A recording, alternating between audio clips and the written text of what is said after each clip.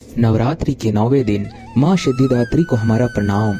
आइए हम जाने इस वीडियो में माँ दुर्गा के 9 रूपों में 9वें स्वरूप माँ सिद्धिदात्री के बारे में। माँ सिद्धिदात्री 9 दुर्गा के 9 रूपों में 9वीं और अंतिम रूप है। उनके नाम का अर्थ इस प्रकार है।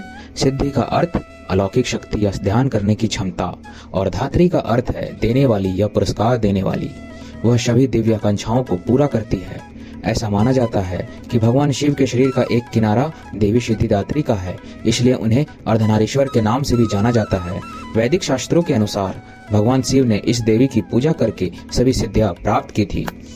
उस समय जब ब्रह्मांड पूरी तरह से अंधेरे से भरा हुआ एक विशाल शून्य था, दुनिया का कहीं भी कोई संकेत नहीं था, लेकिन तभी दिव्य प्रकाश की एक किरण जो सदैव विद्यमान है हर जगह फैल गई, शून्य के हर कोने को रोशन कर दिया। प्रकाश का यह समुद्र निराकार था। अचानक इसने एक निश्चित आकार लेना शुरू कर दिया और अंततः एक दिव्य महिला की तरह दिखने लगी, जो कोई और नहीं बल्कि स्वयं देवी महाशक्ति थी। सर्वोच्च देवी प्रकट हुई और उन्होंने त्रिदेवों ब्रह्मा, विष्णु और शिव को जन्म दिया। उन्होंने तीनों भगवानों को दुनिया के लिए अपने कर्तव्यों को निभाने की, अपनी भूमिकाओं को समझने के लिए चिंतन करने की सलाह दी। देवी महाशक्ति के शब्दों पर कार्य करते हुए त्रिमूर्ति ने समुद्र के किनारे बैठकर कई वर्षों तक तपस्या की। प्रसन्न होकर देवी सिद्धिदात्री के रूप में उनके सामने प्रकट हुई। देवी ने उन्हें आश्वासन दिया कि वह उन्हें दिव्य चमत्कारी शक्तियां भी प्रदान करेंगी, जिससे उन्हें अपने कर्तव्यों को पूरा करने में भी मदद मिलेगी। यह कहते हुए उन्होंने उन्हें 8 अलौकिक शक्तियां प्रदान की, जिनमें उनके नाम थे अनिमा, महिमा, गरिमा, लघिमा, प्राप्ति, प्रकाम्बय, ईशित्व और वशित्व। अनिमा का अर्थ है किसी के शरीर को टुकड़े के आकार में छोटा करना। महिमा का अर्थ है किसी के शरीर को अनंत रूप से बड़े आकार में विस्तारित करना। गरिमा का अर्थ है असीम रूप से भारी होना। लघिमा का अर्थ है भारहीन होना। प्राप्ति का अर्थ है सर्वव्यापी होना। प्रकाम्बय का अर्थ है जो कुछ भी वह चाहता है उसे प्राप्त करना। ईशित्व का अर्थ है पूर्णता प्राप्त करना। आधिपत्य और वशित्व का अर्थ है सभी को अपने अधीन करने की शक्ति होना।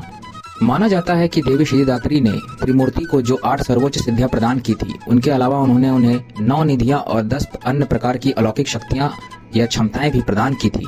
2 भागों पुरुष और महिला ने देव और देवी, दैत्य, दानव, असुर, गंधर्व, यक्ष, अप्सरा, भूत, स्वर्गीय प्राणी, पौराणिक जीव, पौधे, जलीय, स्थलीय और हवाई जानवर, नाग और गरुड़ आदि और कई अन्य प्राणियों का निर्माण किया। दुनिया की प्रजातियां पैदा हुई और इस तरह उनसे उत्पन्न हुई। संपूर्ण विश्व का निर्माण अब पूरी तरह से पूरा हो चुका था।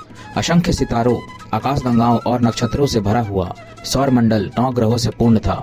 पृथ्वी पर विशाल महासागरों, झीलों, झरनों, नदियों और पानी के अन्य निकायों से घिरे हुए दृढ़ भूभाग का निर्माण किया गया। सभी प्रकार की वनस्पतियां और जीवों की उत्पत्ति हुई और उन्हें उनका उचित निवास स्थान दिया गया। उपयुक्त प्राणियों को रहने के लिए निवास स्थान प्रदान करते हुए 14 लोकों की रचना और निर्माण एक साथ किया गया। इस रूप में दुर्गा कमल पर विराजमान है और 4 भुजाओं वाली है। वह कमल, गदा, चक्र और शंख धारण करती है। वह सभी सिद्धियों की स्वामिनी है। आइए हम सब मिलकर इस पावन नवरात्रि में माँ दुर्गा के 9 रूपों में 9वें स्वरूप माँ सिद्धिदात्री की पूजा अर्चना करके माँ का आशीर्वाद पाएं।